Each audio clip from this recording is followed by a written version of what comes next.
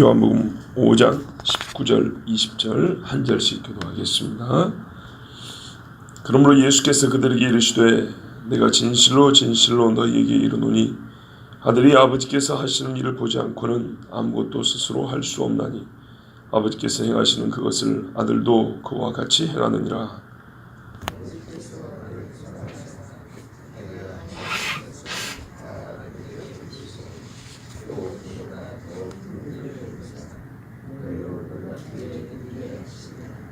아멘.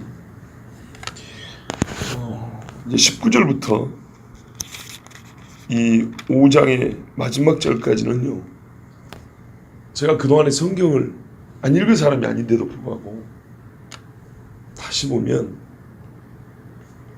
예수님이 얼마나 강한 분인가를 알 수가 있습니다.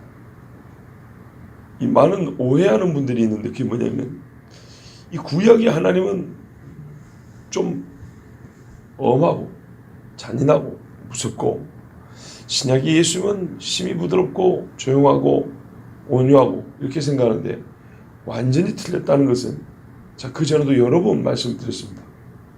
구약이나 신약이나 같은 하나님이 이 온유하고 성품이 부드럽고 따뜻한 예수님을 보낸 분이 아버지예요.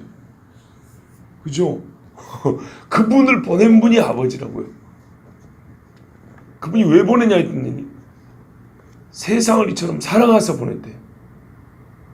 그러니까는 구약의 하나님과 신약의 하나님을 다르다고 생각하는 사람은 미안하지만 이 생각하는 게 어린애만도 못한 거예요. 하나님이 세상을 이처럼 사랑하사 독생자를 주셨으니 이거를 그냥 생각 없이 받아들이는 사람. 근데 실제로 구약이나 신약이나 하나님이 얼마나 좋은 분인지, 사랑이 많은 분인지, 동시에 얼마나 무서운 분인지 보면은 아주 균형감 있게 그렇게 말씀하고 있어요. 예를 들면 요나가 니느웨에 왜 안 가려고 했다고요? 요나 입장에서 저 사람들이 회개하는 폰만 잡아도 하나님이 용서해 줄 걸 알았기 때문에 안 간다고 그랬어요. 요나 4장에 보면 내가 이럴 줄 알았다. 하나님은 인자하고 오래 참으시고 자비가 많으신 분이어가지고 저것들을 용서해 줄 내가 알고 안 했다고 요나가 그렇게 고백합니다. 시편에도 그 이야기 나옵니다. 어디 나옵니까? 출애굽기에 보면 나오잖아요. 34장에 하나님이 모세를 바위 틈에 이렇게 숨기시고 가면서 스스로 반포하시대. 여호와라 여호와라. 그죠? 자비롭고 인자하고 노하기를 더디하시는 하나님이라고 이렇게 막 외치는 말이에요. 그게 이스라엘 선지자들이 갖고 있었던 하나님에 대한 기본 이해예요. 창조주에 대한, 창조주 하나님, 이것도 기본 지식이고, 약속을 하신 언약의 하나님, 그리고 참 오래 참으시고 사랑이 많은 아버지라는 것. 내가 지금은 직접 아버지라고 못 부르지만 이게 구약의 신앙이 되어봤던 하나님에 대한 기본 이 어릴 때부터 막 학교로 말하면 초등학교 때 배우는 하나님에 대한 지식이라고. 한편 신약에 와서 어제도 제가 로마서 암송했잖아요. 뭐라고 하냐면 여호와의 인자와 엄위를 보라. 넘어지는 자들에게는 언위가 있어. 옛날 번역이고요. 요즘 뭐예요? 준엄하심이 있고. 그렇죠? 너희가 하나님의 인자 안에 거한다면 그 인자가 계속 너 위에 머물러 있을 거라고. 예수님은 또 얼마나 무서운 말씀을 많이 했습니까? 그죠? 화 있을진저. 이거는 죽지 않았는데 죽음 후에 당할 심판을, 죽음 후에 최종적으로 갈릴 것을 지금 살아있는 사람 앞에 선고해버린 거라고 그랬어요. 그렇게 보면 뭐 아주 지금 간단하게 예시를 드렸지만 신약과 구약의 하나님은 동일한 하나님입니다. 뿐만 아니라 예수님이 설교를 하실 때 그 주제로 설교를 하십니다. 무슨 말하면 예수님이 자기를 드러내잖아요. 자기를 드러내는 설교를 우리가 생각보다 많이 알고 있는 겁니다. 나는 참 포도나무라. 나는 목자라. 그렇잖아요. 자기 설교입니다. 예수님이 설교하는데 주제가 자기입니다. 자기. 근데 항상 자기를 설교할 때 아버지가 빠지지 않는다는 걸 아셔야 됩니다. 예수님의 설교 주제 중에 하나가 뭐냐면 천국입니다. 천국을 설교할 때 아버지가 빠지지 않습니다. 그렇지 않던가요? 포도원 비유를 보세요. 구원 이야기할 때 아버지가 빠지지 않습니다. 탕자의 비유를 생각해 보세요. 곳곳에 아버지가 표현이 그렇지만 숨겨 있습니다. 숨그림 찾기처럼. 근데 우리가 이거를 잘 발견하지 못하고 간과하고 넘어가요. 그러니까 무슨 말이냐면 예수님이 이 땅에 오셔서 복음으로 오셨고 예수님이 하신 모든 말씀과 행적이 다 복음이라고 볼 수 있다면 그 복음에 아버지가 빠진 적이 없다고요. 그 말은 곧 아버지가 어떤 분이신지를 우리에게 가르쳐 주시는데 그 가르쳐 주심의 핵심은 뭐냐면 아버지의 자기 계시를 말해줍니다. 아버지는 이렇게 자기를 계시해 왔다. 지금은 내가 여러분 앞에 서 있는데 나 역시도 아버지가 자기를 드러내는 계시다. 이렇게 말을 한 거예요. 이걸 얼마나 강력하게 말하는지 사뭇 와 예수님이 이렇게 강한 분이었나?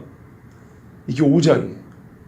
지금 우리 19절부터 47절까지가 우리가 안 본 성경이 아닌데도 불구하고 다시 보면 예수님이 사역 초반부터 상당히 강조했고 강세를 두어서 여러분 지금 제 말도 보면은 이 강하잖아요 말이. 이런 식으로 설교한 분이라고 해요. 우리 한국식으로 말하면 와 예수님 좀 나가시네 이런 거는 여기서 좀 멈춰도 됐는데 와 우리 예수님 생각보다 세시다.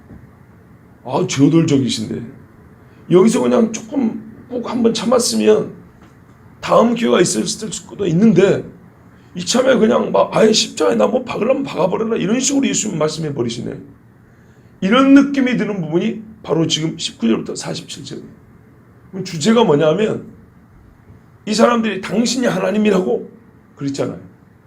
예수님이 십자가에 못 박이기 전에 이 빌라도 아니 누구죠? 안나스와 가야바에게 신문당할 때도 다른 거는 아무 대답도 안 해요.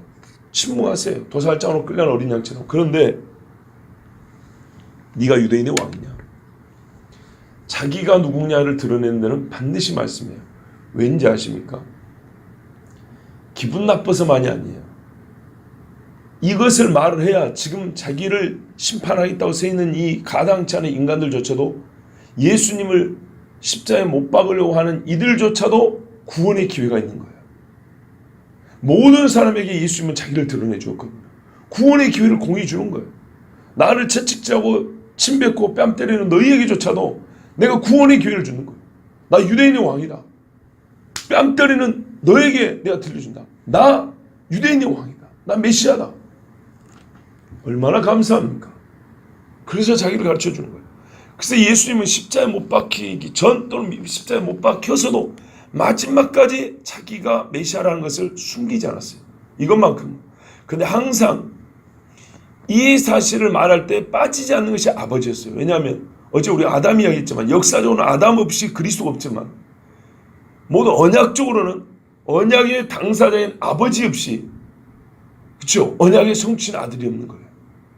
그래서 예수님은 항상 아버지 얘기했어요. 십자가에서 보세요. 엘리엘리 라마 사박다니 나의 하나님 어찌하여 나를 버리시나이까. 누구에게 한 말입니까? 십자가에서 가상 7원 중에 하나님께 한 말씀이 있지요. 그렇죠? 다 이루었다도 우리말로 반말로 돼 있지만 누구에게 한 말입니까? 아버지에게 한 말입니다. 아버지에게. 아버지 말씀하신 거 나 다 했습니다. 중보자로 와서 아버지 말씀 다 했습니다. 공생의 주에도 뭐랍니까? 오늘도 뭐랍니까? 나는 보내신 이의 뜻을 행하러 왔다고. 나는 아버지가 보여준 거 외에는 할 게 없다고. 그렇죠? 철저히 종으로서 중보자로서 자기를 말하는데 바로 그 말입니다. 십자가에서 죽기 전에 그거 다 했다 그 말.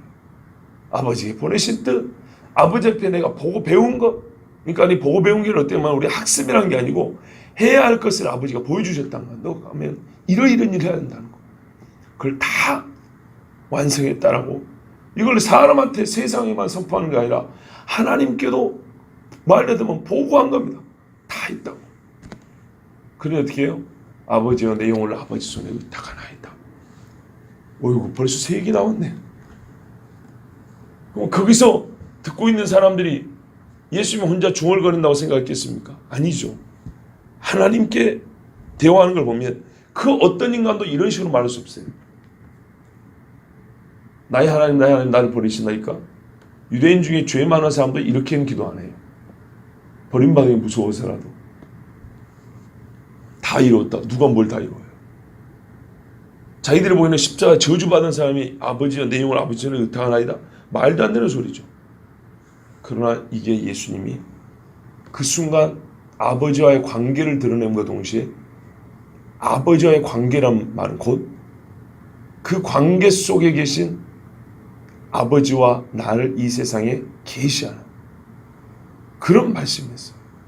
그럼에도 불구하고 유대인들은 저가 엘리야를 부른가 보다 하고 조롱을 했어요. 이러니 로마서에 계속 반복하는 거예요. 유대인이 왜 그걸 모르냐. 그들의 완악함으로 말미암아 이렇게 나오는 거예요. 자, 다시요. 예수님은 나를 믿어야 구원을 받는다고 말했지만 동시에 왜냐하면 이것이 아버지의 뜻이라고 그랬어요. 이 부분만큼은 예수님이 한 번도 감춘 적이 없고 어떤 사람과 마주칠 때도 양보가 없었어요. 그냥 깨질 듯이 충돌하고 나갔어요.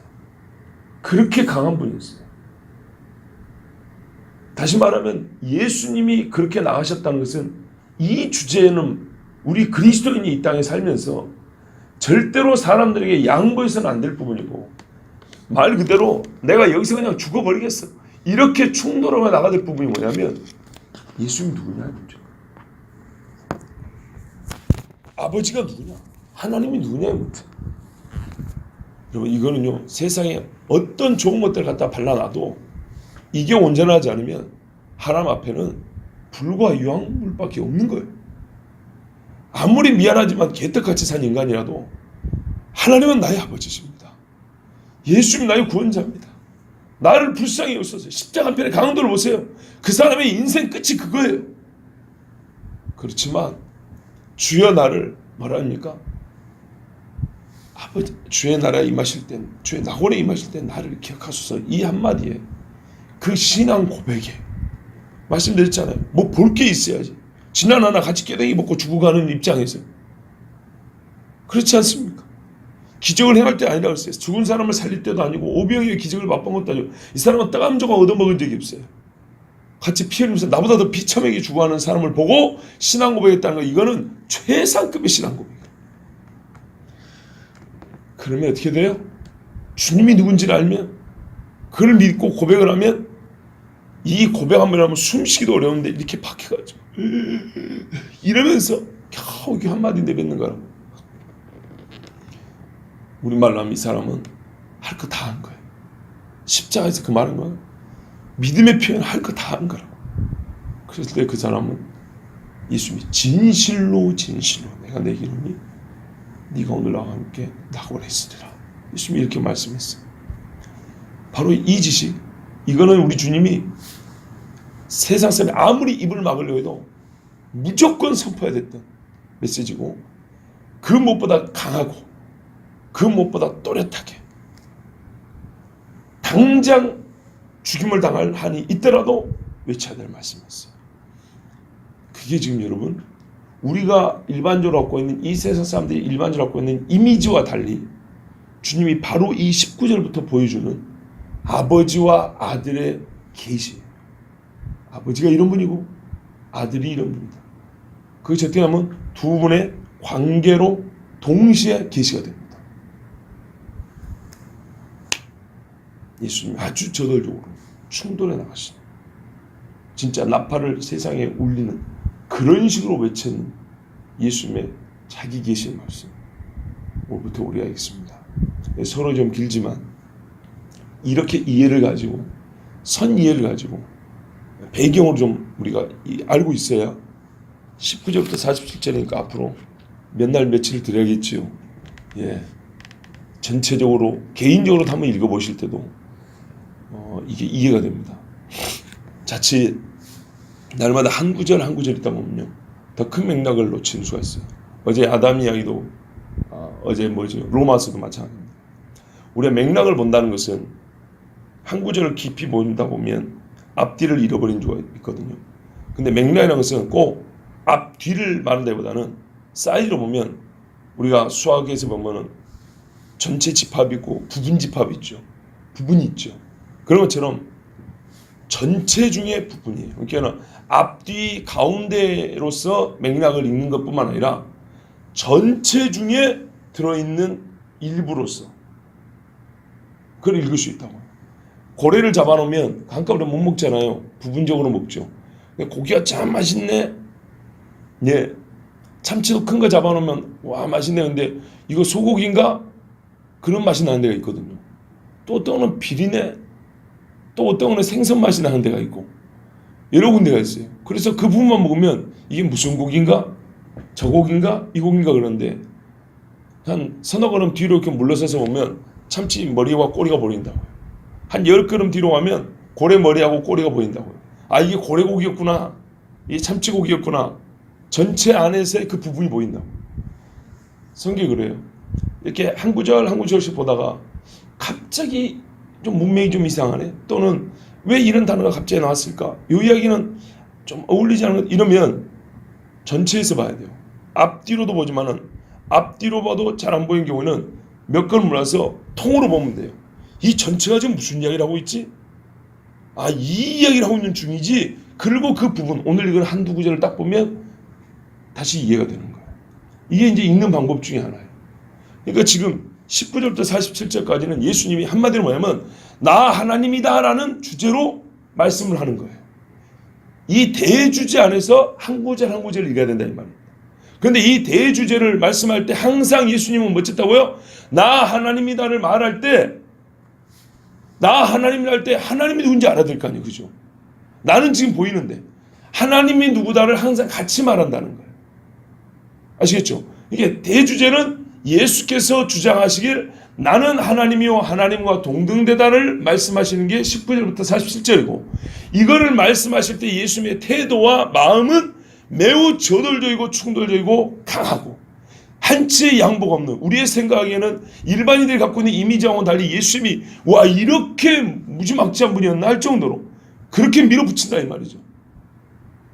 아시겠죠? 대주제와 예수님의 뜻, 의지를 그렇게 볼 수 있다는 거고 그런데 그걸 조금 더 세분적으로 들어가면 예수님이 자기를 계시할 때는 항상 아버지를 계시하는 것과 함께 가더라. 왜냐하면 아들이란 아버지와의 관계성 안에서 아들이기 때문에. 근데 이것이 이 부분만 있는 게 아니고 조금 눈을 돌려보니까 예수님의 설교 전반적으로 나타나더라. 아들인 예수님은 자기를 믿으라고 말할 때 아버지를 항상 같이 말하더라. 어떤 경우는 뭐라고까지 말씀하냐면 아들을 믿는 것은 곧 아버지를 믿는 것이요. 그러면서 아버지 이야기를 항상 같이 한다는 거죠. 그러니까 예수 믿으면 구원받는 것은 동시에 아버지를 믿는 것이기 때문에 이게 포함되어 있다는 거예요. 근데 우리가 이 부분은 보통 간과하더라. 그러니 이것까지 간과하지 말고 19절부터 47절까지를 읽어야 할 것이다. 라고 제가 여러분에게 지금 읽는 법을 가르쳐 드린 거예요. 정리되셨죠? 이런 읽는 법을 알고 이걸 정리를 하고 읽으면 훨씬 바르게 읽을 수 있다는 얘기입니다. 훨씬 더 예수님의 말씀의 뜻을 온전히 이해할 수 있다는 겁니다. 그러면 이제 그 온전히 이해가 되면 그 이해된 내용에 대해서 내가 믿을 것이냐 말 것이냐. 우리는 이미 믿고 있지만 그렇게 되는 겁니다. 사실이 정확하지 않으면 믿을 수가 없는 겁니다. 예를 들면 어제 저희 집사람하고 또 이 말씀 이야기를 했는데요. 여러분 미갈이 다윗에게서 다윗과 헤어진 후에 아버지 사울이 다른 사람한테 줘버리잖아요. 그리고 나중에 다윗이 나라를 되찾을 때 제가 예전에 설교했지만 아내를 되찾는다 하면서 미갈을 이렇게 데려오라 하잖아요. 아브넬 장군한테. 그 부분을 우리가 생각을 하면 상당히 한 여인의 입장에서 보면 인생이 너무 비참하거든요. 미갈 입장에서 보면, 그리고 미갈하고 결혼한 그 새 남편 입장에서 보면 너무 인생이 불쌍히 그지없어요. 그 권력자들 사이에서 힘없는 백성의 한 사람이 정말 슬피 우는 것이 보여요. 저 역시도 옛날에 그 부분을 설교하면서 청년들한테 그 심정에 공감을 하는 설교를 했거든요. 막 가슴이 울컥하는. 그런데 여러분에게 몇 년 후에 설교할 때는 과연 그것을 말하려고 성경이 기록이 되어 있을까? 이 발디엘이라는 사람은 얼마나 불쌍하냐? 그 심리를 우리가 알아줘. 그러려고 성경이 그랬을까? 이 사건이 어떤 맥락 안에 있냐면 선후가 문제 아니고 큰 사건적으로 맥락이 있냐면 왕이 자기 나라를 되찾는 맥락 안에 있다는 거예요. 왕이 자기 나라를 되찾는 맥락 안에 아내를 되찾음이 포함이 되어 있는 것이죠. 되찾음이라는 동일 주제라는 거죠. 이렇게 읽으면 조금 더 하나님의 뜻을 바르게 읽을 수 있다라고 제가 여러분에게 설교를 했단 말이죠. 그러니까 이게 중요한 거예요. 읽는 눈이 참 중요한 거예요. 그런데 이렇게 설교했었다는데 저희 집사님 잘 이해를 못해요. 왜 그런지 아십니까? 사실관계가 삐뚤어져 있기 때문이에요. 이렇게 적어도 바라볼 수 있으려면 미갈을 다윗이 버린 것이 아니고 그 아비 사울이, 이 악한 왕이 자기 딸의 인생을 생각지 않고 다윗을 죽이려고 하다가 이걸 실패하니까 화가 나서 자기 딸을 아버지가 왕권으로 그냥 아무 남자한테나 줘버린 거라고요. 아버지가 잘못해서 딸이 불행에 빠진 것이지 또 다른 한 남자가 슬피 울 수밖에 없었던 것이지 다윗이 잘못한 게 아니라고요. 이해되시죠? 미갈은 자기 남편 산에서 죽을까봐 염소털로 이렇게 머리카락 이렇게 인형 만들어 놓고 피신시켜준 거예요. 그건 어느 아내라도 당연히 그렇게 해야 되겠죠. 사도 바울도 아르다 왕이 사람을 벌써 죽이려고 할 때 다메섹에서 제자들이 바구니에다 달아내렸단 말이죠. 그런 것처럼 사랑하는 남편 살리려고 한 거 그게 뭐 잘못이에요? 충분히 이해할 수 있죠. 그런데 그게 화가 난 못된 아버지 사울이 딸을 다른 남자한테 줘버렸단 말이죠. 다윗은 정당한 거예요. 내가 줬나? 내가 버렸나? 나는 버린 적도 없고 팔은 적도 없고 아내가 아니라 부인한 적도 없고. 그치요? 그런데 저희 집사람이 오해를 하고 있었다고. 다윗이 버린 것으로 오해를 하고 있는 거예요. 그러니까 그 앞부분에 다윗이 나라를 찾으면서 아내를 찾는 거라고 할 때 이게 마음에 안 와닿는 거예요. 받아들여지지 않는 거예요. 왜? 지가 버려놓고. 그래서 사실이 중요한 거예요. 우리가 아무리 의미하지만 잘못된 사실에서는 잘못된 의미밖에 안 나와요. 예수님이 부활한 게 뭐가 중요하냐? 부활한 그 의미를 받아들이는 거지. 우리 삶이 이렇게 새로워졌어요. 의미. 그거는 당신의 생각일 뿐이지. 실제로 새로워진 것은 실제로 부활이 있었고 부활의 권능이 실제로 있기 때문에 우리가 새로워지는 거단 말이죠. 그래서 제가 어제도 다시 한번 확인했어요. 사실관계에 대한 잘못된 오해가 있거나 삐뚤어진 이해가 있으면 아무리 바르게 이해를 하려도 바른 이해가 불가능하며 바른 이해가 없으면 믿음은 모든 걸 다 이해해야 되는 건 아니지만 기본 이해는 갖춰져야 한단 말이죠. 예수님이 이 땅에 계셨다는 기본 이해는 갖고 있어야, 예수님이 나를 위해 십자가에 죽으셨다는 이 성경의 가르침의 기본 이해는 있어야 이거를 받아들일 것인지 안 받아들일 것인지. 그렇잖아요. 똑같이 증언한다. 예수님이 당신을 죽으셨습니다에 아멘하고 무릎 꿇는 사람이 구원 받는 거고, 그걸 듣고도 십자가 앞에 있던 사람들은 조롱하면 구원 못 받는 거고, 그리고 믿고 나면 이제 오늘같이 이렇게 주님이 주시는 더 풍성한 계시의 말씀을 이해하고 받아들일 수 있는 거죠. 참 중요한 거예요. 사실에 대한 이해. 구약에서의 하나님은 자기를 인자하고 자비롭고 노하기를 더디한 하나님으로 그렇게 반포하셨다, 선포하셨다고 그랬어요. 그런데 이 말씀을 안 읽어버리고 심판하리라, 너희를 이방에 팔아버리라, 이것만 눈에 들어와가지고 구약성경 덮어놓고 안 읽는 사람들, 이건 큰 잘못이에요. 그리고 오늘 이 말씀도 너무 부분 보면 말뜻 이해하는 데만 바쁘다고요. 근데 전체로 보면 예수님이 이 말씀을 얼마나 강하게 외쳤는가. 조금 참으시지 할 정도로 정말 아까 말한 대로 무슨 장애가 있어도 나 다 치고 나가겠다는 심정으로 그렇게 막 부딪히고 충돌해 나가는 그런 자기 계시의 말씀이라는 것. 자, 그럼 한번 보겠습니다. 오늘 시간이 또 이미 갔기 때문에 19절만 짧게 보도록 하겠습니다. 그러므로 예수께서 그들에게 이르시되 내가 진실로 진실로 너희에게 이르노니. 그러므로 왜 이 말씀을 하셨냐면 이들이 내가 아버지의 아들이라 했더니 죽이려고 한 거예요. 세상의 반응은 바로 이거예요. 예수님이 자기를 드러내면 드러낼수록 반감이 커져요. 정확하게 드러낼수록 훨씬 더 강한 반발력이 나와요. 이해되시죠? 오병이어 떡을 먹일 때는 아무도 예수님을 뭘 한 사람이 없어요. 교회가 복지할 때는 아무도 욕하는 사람이 없어요. 근데 예수를 말할 때부터 틀어져요. 그 예수를 믿지 않으면 구원을 못 받는다 얘기하면 이제 화가 나요. 예수님이 오셔서 세상을 심판한다면 그때부터는 이제 돌을 던지고 어떻게든 저 교회 문을 막아보려고 애를 써요.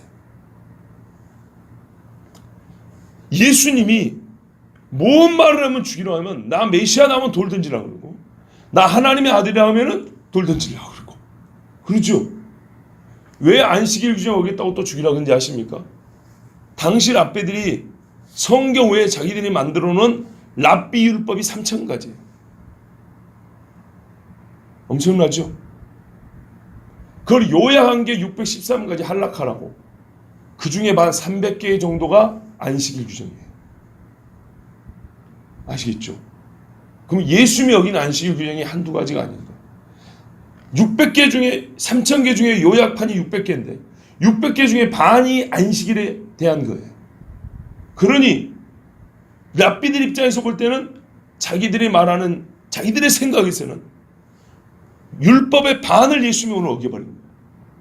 그래서 돌을 안 치려 하겠어요? 거꾸로 말하면 예수님이 이것을 바꿔줘야 되지 않겠어요? 이 한 가지 때문에 율법의 반을 잘못 알고 죽어가는 사람들에게 이거를 그냥 넘어갈 수 있어요?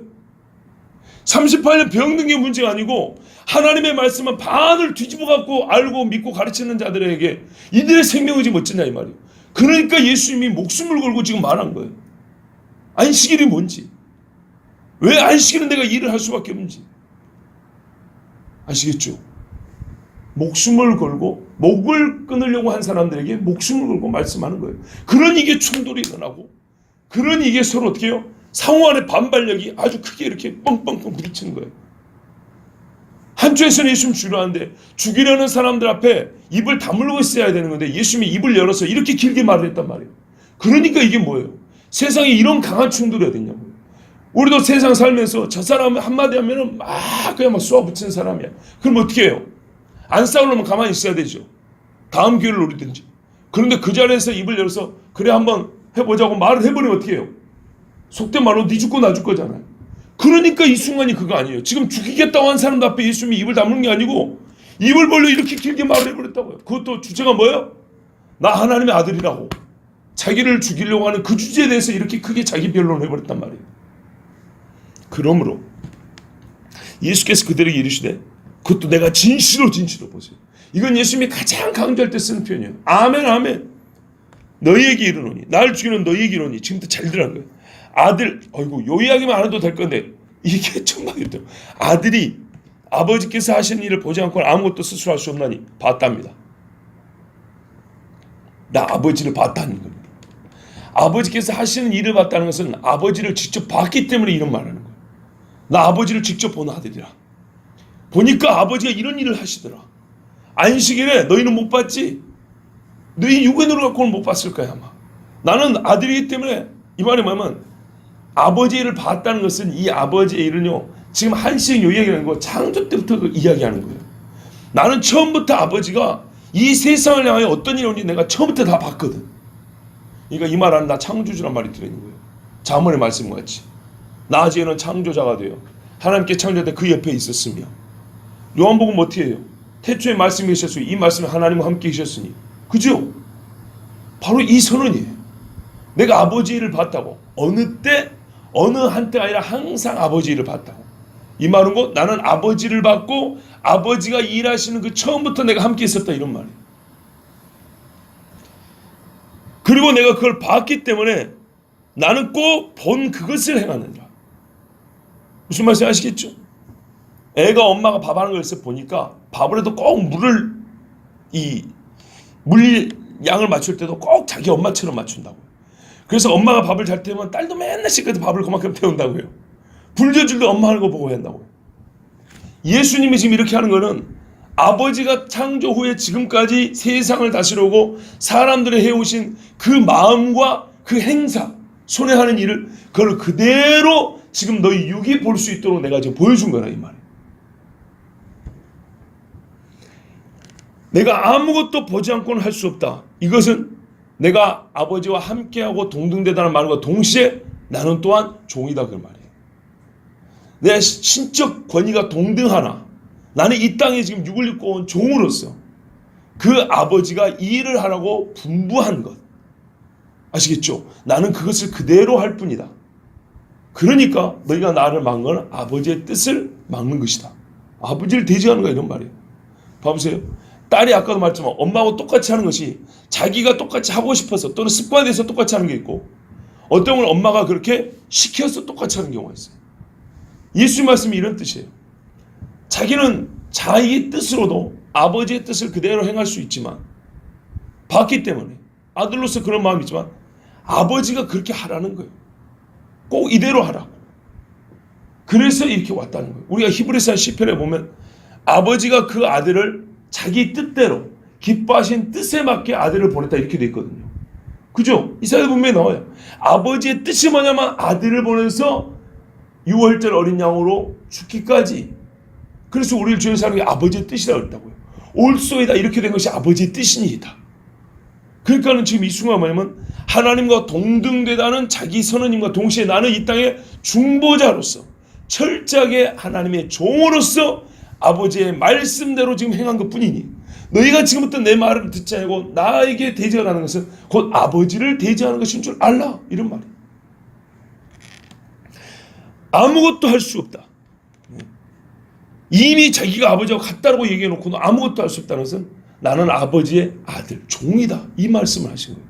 그래서 이것은 곧 우리가 히브리서에서 그토록 반복하는 중보자로서의 자기 정체성도 얘기하시는 거예요. 그러니까 다양하게 자기를 지금 보여주고 있어요. 아버지께서 행하시는 것을 아들도 그와 같이 행하느니라. 그래서 내가 하는 모든 말과 내가 하는 모든 손의 행사는 다 신적 권위와 능력을 하는 것이고 동시에 아버지의 종으로서 내가 너에게 중보자로서 행하는 것이다. 이렇게 강력하게 선포를 하셨어요. 어떤 상황이었어요? 죽이겠다고 한 사람들 앞에서. 그러니 죽이겠다고 한 사람들 앞에서 이렇게 외쳤다는 죽이겠다고 한 사람이 예수님을 향해 반감을 가진 그 반발력의 크기만큼은 예수님도 어떻게 해요? 그만한 심정이 그러니까 표현하자면 그만큼의 반발력을 가지고 있다는 거예요. 그 정도로 확신과 이 자기 계시에 대한 이 의지가 세워져 있지 않으면 이런 말씀을 하실 수가 없어요. 자, 그래서 우리가 여기서 배울 수 있는 것이 또 예수님의 이 표현 좀 부족한 면이지만 자세입니다.